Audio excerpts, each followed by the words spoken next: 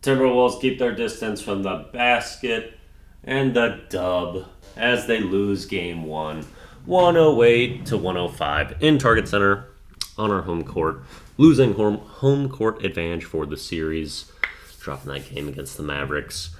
And it was really kind of the case of two is more than three in this one. The Mavericks have a 24-point advantage in points in the paint, while the Timberwolves make, 12 more threes than the Mavericks? We shot almost double the amount of threes they did.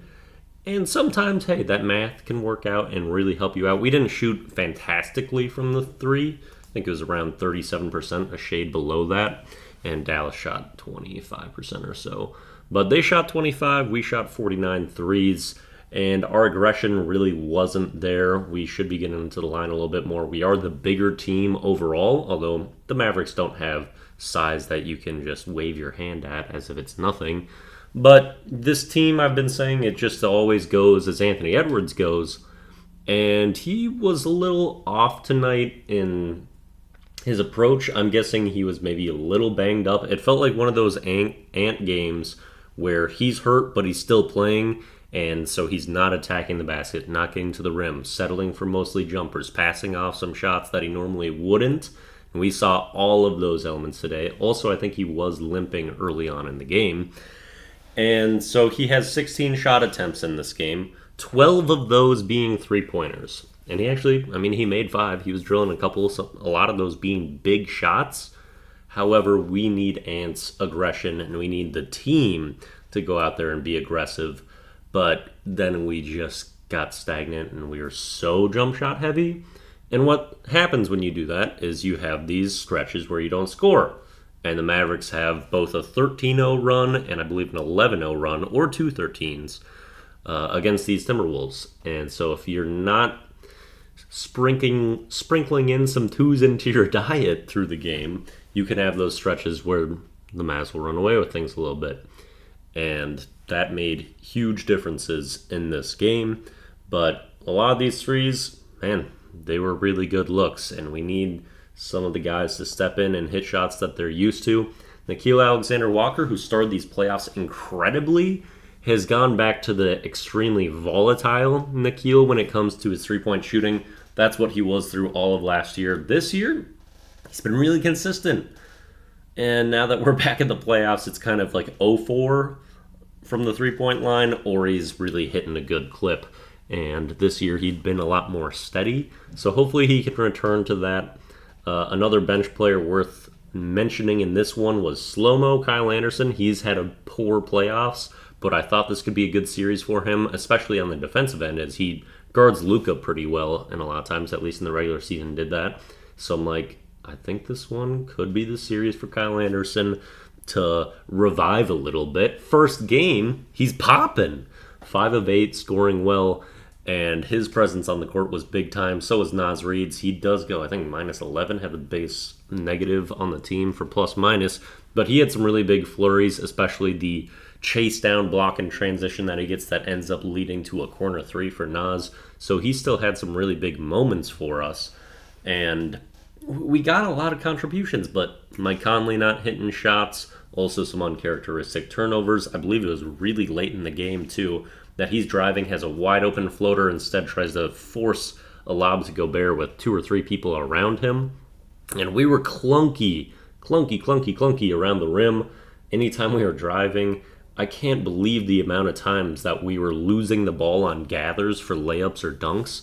It was extremely frequent, just about the most that I can remember, except for maybe, I feel like it happened a lot maybe in the Phoenix series, but we were just getting stripped of the ball, losing it constantly as we went to the rim, and didn't have the right security there.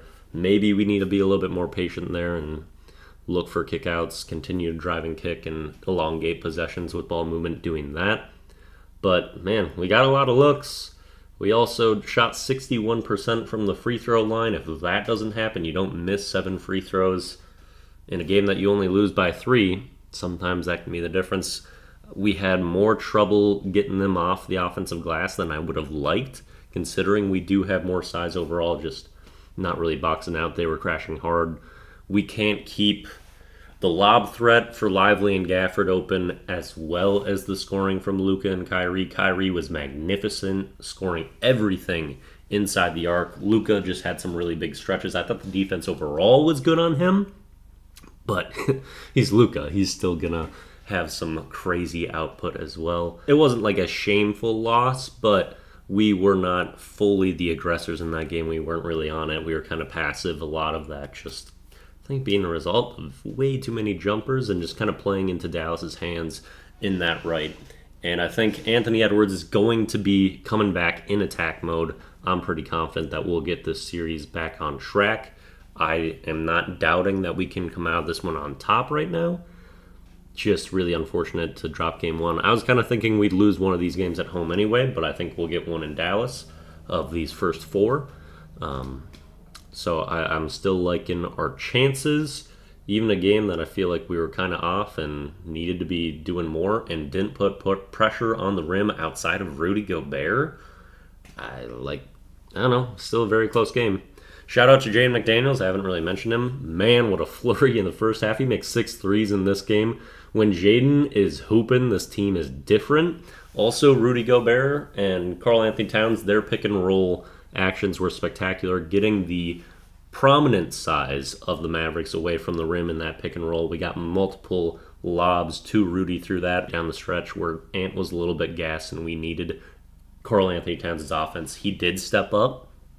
It's just, you're competing with Luka and Kyrie on the other end. Mostly Luka for the end of this one. PJ Washington also hitting a tough corner 3 in this one. He's been stepping up all playoffs long.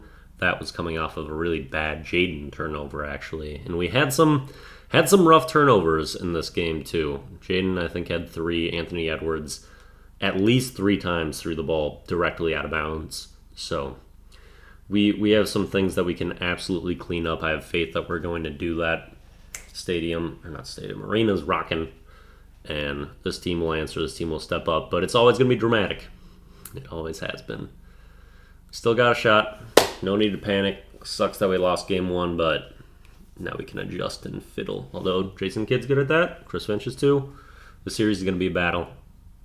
They struck first. Don't mean they'll struck last. Bye.